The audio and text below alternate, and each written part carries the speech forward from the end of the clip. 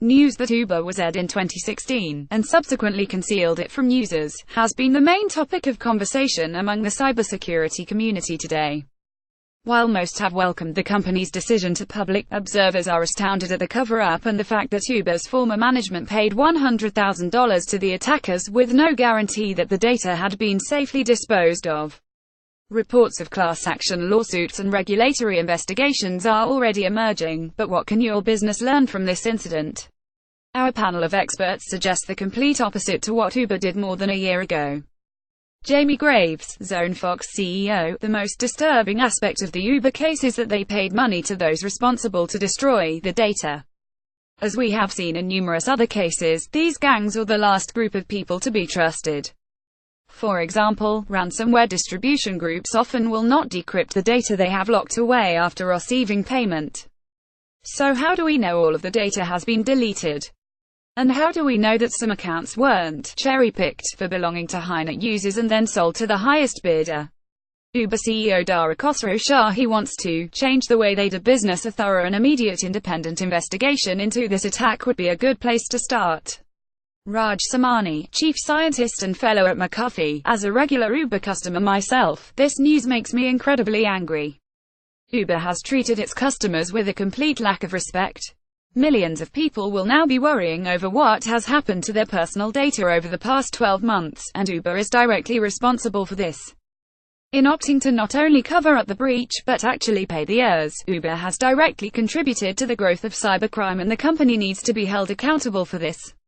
David Kennelly, director of threat research at Webroot: given the current climate around data security and breaches, it is astonishing that Uber paid off the heirs and kept this breach under wraps for a year.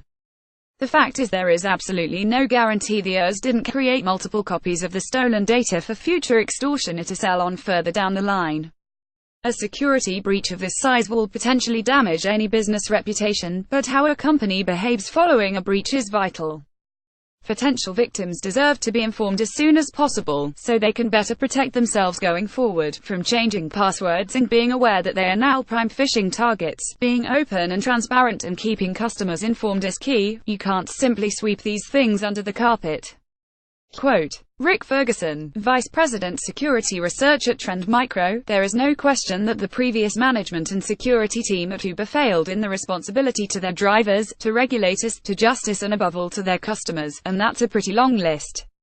However certain those responsible may have been that their attackers had been silenced. Digital theft does not work the same way as in the physical world. You can never buy back the negatives once data has been stolen.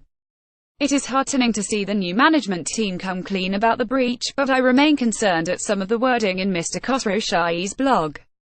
He appears to distance Uber's corporate systems and infrastructure from the third-party cloud-based service that was the target of the breach. This is perhaps indicative of the root of the problem. Cloud services adopted by a business are corporate systems and infrastructure, and from a security perspective should be treated as such.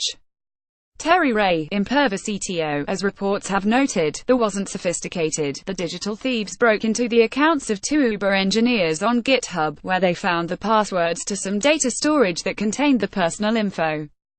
Sadly, it's all too common that developers are allowed to copy live production data for use in development, testing, and QA. This data is almost never monitored or secured, and as we can see here, it is often stored in various locations and is often easily accessed by nefarious actors. Some of the questions that should be answered include: why did engineers have access to 57 million records of personally identifiable information? Did they go through an approval workflow to move that data? Did Uber security have any monitoring in place to alert them when such vast amounts of data were accessed? Controls to alert on suspicious data access do exist, but my guess is that they were not used, which is all too typical in today's enterprises. Quiz: what do you know about transport technology?